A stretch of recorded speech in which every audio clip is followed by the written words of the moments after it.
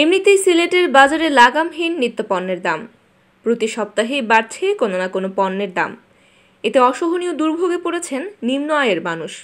এর উপর হরতালের অবরোধের দোহাইয়ে আরেক দফা বেড়েছে নিত্যপণ্যের দাম। 3 দিনের ব্যবধানে পেঁয়াজের দাম বেড়েছে কেজি প্রতি 30 থেকে 40 টাকা।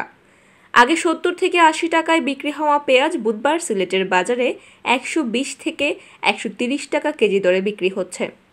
এছাড়া কাঁচা বাজারের সব জিনিসপত্রের দামে ঝরছে আগুন। হঠাৎ করে দাম বৃদ্ধি পাওয়ায় ক্রেতারা পড়েছেন বেকায়দায়। বুধবার 1 নভেম্বর সিলেটের কয়েকটি বাজার ঘুরে দেখা যায় অধিকাংশ সবজির দাম এখন প্রতি কেজি 80 টাকার ওপরে। নতুন করে বেড়ে টমেটোর দাম প্রতি কেজি 200 টাকা ছুঁয়েছে। শীতকালীন সবজি আসতে শুরু করলে দাম কিছুটা কমবে বলে মনে করেন বিক্রেতারা। 12 বছরের রিপ্লেসমেন্ট গ্যারান্টি নিয়ে তানভীর মেটালি প্রথম বাংলাদেশে। তানভীর মেটালের স্মার্ট পণ্য ব্যবহার করুন, স্মার্ট হন। এছাড়া বাজারে ডাল, আটা, ময়দা ও সয়াবিন তেলের মতো নিত্যপণ্যের দামও কমেনি। ক্রেতাদের অভিযোগ, বাজার তদারকির অভাবেই এভাবে বেশি দাম নেওয়ার সুযোগ পাচ্ছে খুচরা বিক্রেতারা। সুমন নামে এক ক্রেতা বলেন, মাত্র 3 দিন আগেই প্রতি কেজি দেশি পেঁয়াজ কিনেছি 80 টাকায়, আর আজ সেই পেঁয়াজ কিনতে হলো 130 টাকায়।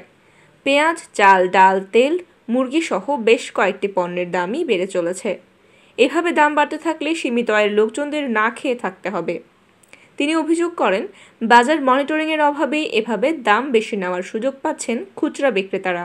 ব্যবসায়ীরা জানান, হরতাল নয়, এলসির কারণে পেঁয়াজের দাম বৃদ্ধি পেয়েছে। তার উপর চাহিদা অনুযায়ী সরবরাহ না থাকায় নিত্যপণ্যের দাম বাড়ছে। এছাড়া আজ অবরোধের কারণে অনেক পণ্যবাহী গাড়ি সিলেটে পৌঁছতে পারেনি। সংশ্লিষ্ট সূত্রে জানা যায়, গত 14 সেপ্টেম্বর বাণিজ্য মন্ত্রণালয় আলু পাইকারি সর্বোচ্চ 27, খুচরা 36, পেঁয়াজ পাইকারি 54, খুচরা 65 টাকা বিক্রি নির্ধারণ করে দেয়।